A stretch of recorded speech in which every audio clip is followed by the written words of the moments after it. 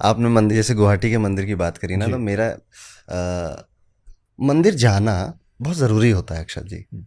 और ख़ास तौर पे ऐसे मंदिर जाना जिसकी एक बहुत बड़ा भव्य इतिहास रहा है जिसका, जैसे महाकाल है, वैष्णो देवी है, केदारनाथ है। हर वो जगह जहाँ पर सालों से या सदियों से पूजा होती है या श्रद्धालु आते हैं, या जहाँ पे स्वयंभू मूर्तियाँ होती हैं, हम्म। उनका ऑरा अलग होता है। हम्म। तो आप जितनी ये कंप्लेन करते हैं ना कि मुझे समझ में कुछ नहीं आ रहा है, मेरी लाइफ में अच्छा कुछ नहीं हो रहा, मुझे निगेटिविटी बहुत फील हो रही है, एक बार जाके देखिए। इसीलिए हमारे सनातन धर्म में ये चीज़ बनाई गई है कि आप बहाने से मंदिर जाते रहें। हम्म। कभी व्रत होता है, कभी उपवास होता है, कभी एकादशी आ जाती है, कभी सावन कोई का कारण महीना आ हो जाता जाता है, है। हाँ। देर आर मल्टीपल थिंग्स, बस वो इसलिए है कि आप जाते रहिए। और एक बहुत खास बात है, जिस भी खास मंदिर आप जाते हो ना, उसकी एनर्जी अपने घर लेकर आते हो, अपने जीवन में लेकर आते हो और अपने भाग्य के साथ लेकर आते हो। जो भी व्यक्ति लगातार वैष्णो देवी जाता है ना, तो उसका घर बदल जाता है। जो 7-8 साल वैष्णो देवी गया है, उसका घर बदल जाएगा। लोग कमेंट में बताएंगे, जो जो फैमिलीज घर ऐसी बदल जाती जाएगा हैं। मतलब? घर बदल जाता है मतलब कि वो वो पवित्र स्थल बना कैसे था।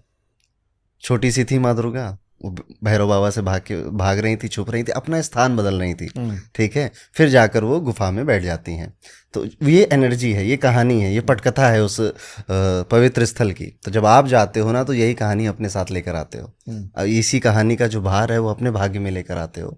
आपका घर बदल जाता है, 2 BHK 3 BHK हो जाता है। ओके। 3 BHK से आप 5 BHK में चले जाते हो, किराए के घर से अपने घर में चले जाते हो। ये ब्लेसिंग मिलती है। और ओके। ऐसी ब्लेसिंग जो लोग महाकाल जाते हैं, हम्म।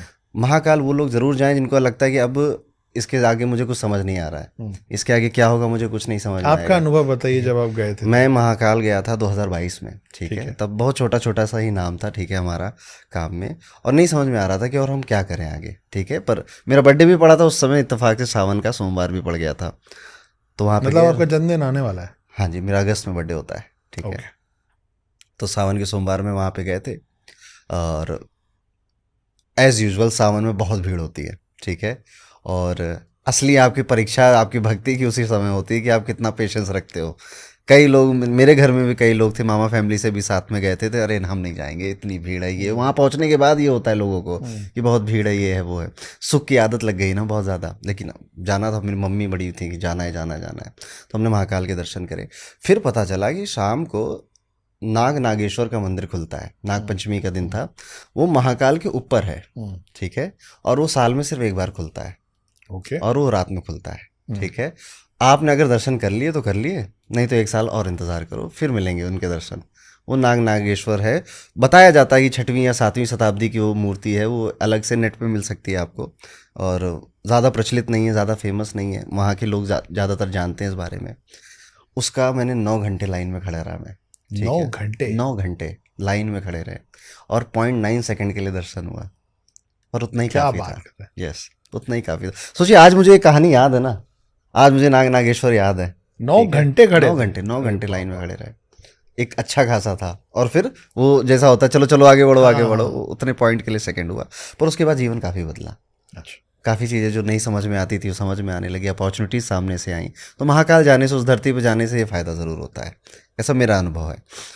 इसीलिए मेरा ये कहना है उन सभी को जिनको जीवन में तरह तरह की समस्याएं हैं, जीवन का दूसरा नाम ही प्रॉब्लम है, मंदिर ज़रूर जाइए। जिनको भी आप मानते हो, जो पवित्र स्थल हैं, जैसे हनुमानगढ़ी है, अब तो अयोध्या में राम जी भी आ गए हैं, हम्म। वहाँ ज़रूर जाते रहिए। मैं अभी एक और जगह गया था, हम्म। मैं गया था शनि शिंगणापुर। हम्म। अब भी रिसेंटली वहाँ मेरा कुछ शूट आ गया था, तो वहाँ भी बहुत अच्छे दर्शन हुए। वो उसकी भी बड़ी कमाल की कहानी। शनि शिंगणापुर में किसी के भी घर में ताले नहीं हम्म। लगते ना। मैं इस बार देख के आया, लोकल से मिल के बात करके आया। ना एटीएम में ताला है, ना बैंक में ताला है, कहीं ताला ही नहीं है। तो बड़ा मज़ा आया। और उस शनि शिंगणापुर के ऊपर छत नहीं है। तो कहानी है कि शनिदेव खुद आके बोले थे कि मैं सूर्य पुत्र भाई, हम्म। तुम मेरे सर पे छत डाल दोगे तो मेरे को आशीर्वाद कैसे मिलेगा पापा का। हम्म। मेरे को खुले आसमान के नीचे छोड़ो। तो आज भी शनि शिंगणापुर का जो वो पत्थर है जिसको स्वयंभू माना जाता है वहाँ से, वहाँ के लोगों के द्वारा, वो धूप में ही खुले हो, हम्म। बारिश है धूप है ठंडे जो है, आपको लाइन में खड़े होकर करना पड़ेगा। कमाल कमाल की कहानियां हैं हम्म। भारत में। अरे, आपने सर की बात करी ना, एक दिलचस्प बात याद आ रही है। आप देखोगे जितने भी धर्म हैं, जी। उन सभी के धर्मों में आपके सर पे टोपी पहनाई जाती है। हाँ। या फिर घूंघट रखा जाता है या Correct. पल्लू रखा जाता है, चाहे हिंदू धर्म हो, इस्लाम हो या फिर जुइज हो, कुछ भी सिख हो, हो। सिख हो, सर ढका जाता है। कोई भी पवित्र स्थल है वहाँ पर आप अगर जा रहे हैं तो सर ढकना पड़ेगा। मंदिर भी जा रहे हैं, गुरुद्वारे जा रहे हैं, आप मस्जिद जा रहे हैं, सर ढकना पड़ता है। तो हमेशा से सभी धर्मों में एक बात ये कॉमन है, और ये इसलिए कॉमन है, यहाँ पे आपका क्राउन चक्र होता है, इसको हमेशा प्रोटेक्ट किया जाता है। इसीलिए ज्योतिष में भी कई सारे उपाय बताए जाते हैं, जैसे जिनका राहु 10वें घर में, राहु पहले घर में है, सर ढक के चलें, टोपी लगा के चलें, ठीक है, कपड़ा रख के चलें, क्योंकि सबसे पहले किसी भी एनर्जी से अफेक्ट होता है आपका क्राउन चक्रा, सबसे पहले अफेक्ट होता है। इवन आप जैसे देखो ना, सर्दियों में अगर पहाड़ों में चले जाओ तो बीमार पड़ जाते हो, सर में ठंड लग गई सर है, में ठंड लग गई, ठीक है। तो आपका ये जो प्लेस होता है ये एनर्जी अब्जॉर्व करने के लिए सबसे सेंसिटिव एरिया होता एंटीना है, एंटीना है, सही कह रहे हो आप।